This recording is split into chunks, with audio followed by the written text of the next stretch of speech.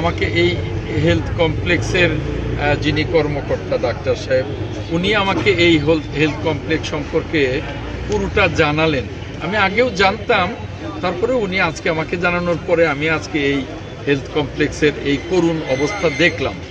এটা 2007 সালে কাদের সিদ্দিকী সাহেবের কনস্ট্রাকশন ফার্ম কমপ্লিট করে হ্যান্ডওভার করে দেবার কথা ছিল, কিন্তু 2026 এখনও কাদের সিদ্দিকী সাহেবের সেই ফার্ম এখনও এই পরিত্যক্ত রেখেছে। কাজটা কেন রেখেছে এটা বুঝতে পারলাম না। এই বাসাইলের লক্ষ লক্ষ মানুষের এই চিকিৎসা বঞ্চিত মানুষেরা এই অবহেলিত অবস্থার মধ্যে আছে। এই হেলথ কমপ্লেক্সের এই অবস্থা, এটা অত্যন্ত দুঃখজনক।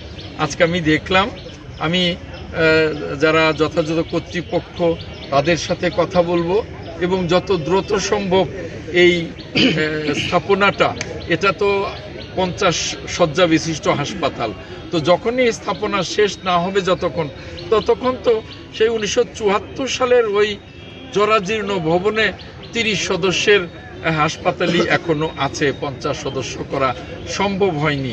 কাজেই বাসাইলের মানুষ চিকিৎসা বঞ্চিত আছে।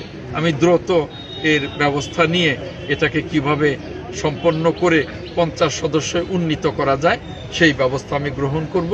এবং যে কনস্ট্রাকশন ফার্ম এতটা দিন, সেই 7 থেকে 26 গড়িমসি করে এটাকে এইভাবে ঝুলিয়ে রেখেছে, তার বিরুদ্ধে কেন ব্যবস্থা নেওয়া হয়নি সেটাও আমি জানতে চাইব।